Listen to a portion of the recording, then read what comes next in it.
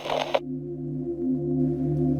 I'm some guy with a camera, and today, we need to talk about Megatron. Everyone has their preference, whether it's new, old, that time Megatron was ahead. You never should feel ashamed of something you like. You should never feel pressured or bullied into something you don't like. We wanted to take the time to acknowledge that it's totally okay.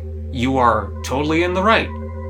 But you're also wrong because it's not this. Some people would say awooga. Some people would howl like a cartoon dog. Oh lordy, I have the vapors. Don't even think. Hey, stop thinking. You're probably thinking, okay, this is cool, but what about the others? Oh, you like Megatron as a gun? Well, that's cute. Beast Wars? I mean, if you love Barney. Cybertron doesn't even know which one's Galvatron. You can't trust that. Eggtron, I am sorry that's real. Oh, you like Earthspark? Go hug a stray cat. Family Guy sucks. All the movies have him as like, oh, I'm a blubbering oaf. This guy's gonna eat your pet and make you watch. This is pristine. This is elegance. This is the Mercedes of Megatrons. No artificial flavors. Call now. Call forever. We have your soul on speed dial. Oh, we got a caller. They say it's good. They say you love it. Say hi to my mom. We had Coney 2012, now we got Megatron 2024. Thank you for listening.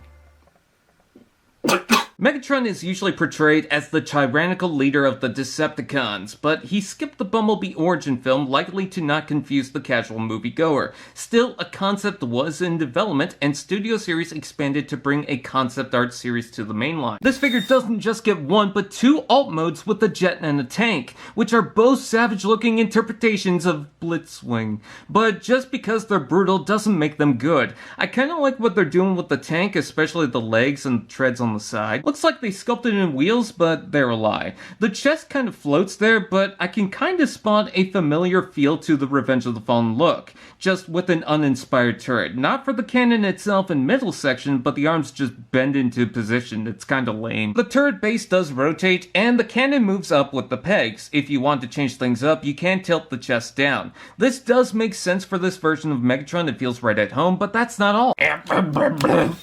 When I first saw the jet, I thought it was a dumb clump of parts mushed together with wings in the cockpit. Now owning it, I can say it's a clump of parts, but not as dumb. I like the legs as booster pods with the thrusters converted from the treads and the thigh spikes up front. It also brings more dark colors with the black nose and red painted window section. I know the arms still don't do much, but I like how you can leave the cannon attached during any part of the transformation. If you want, you can pop it off and plug it on top instead. Listen, nobody really came here for the alt modes, and even if they're just scrambled messes or random nothings, I can't really say they didn't become a trend with the Cybertronian Bumblebee figures. Its savage nature is what plays into Megatron. Robot mode.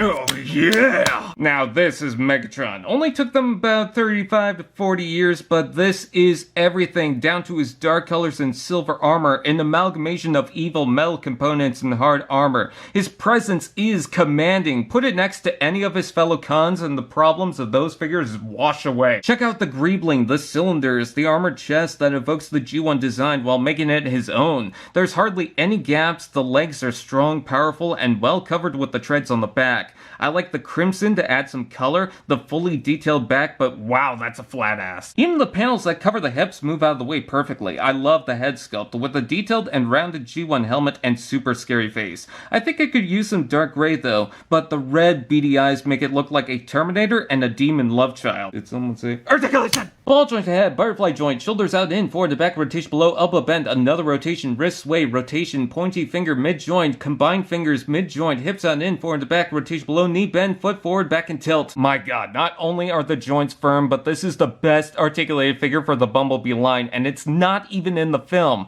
Not just for the butterfly joint to execute those dynamic firing shots, but the expertly crafted 6-jointed hands that's like some third-party magic. I have to check, yep, it does say Hasbro, though the head does get stiff. Even Optimus didn't get that luxury. Let's take a look at the accessory. He has the classic fusion cannon with a massive, powerful, and complicated looking back end like it's powered by an entire engine. Plugs on the side, uses blast effects, and can fold up to store on the back, or maybe swing over the shoulder. Hopefully it will distract from the lack of booty. I'm not joking, the intimidation, the colors, the sculpt, the power, this is now my definitive Megatron, which isn't always easy to come by. The alt modes aren't the best, but with Megatron's being anything, and the Bumblebee concepts, that was never really important. Because when it comes down to it, you want a Megatron that you shudder at. The idea of this existing in a film would change it to a horror. He's everything I want and things I didn't even know I wanted. I could sing its praises all day, but seriously, do not hesitate with this guy. I am keeping my pets very far away. He does not look like he's friendly.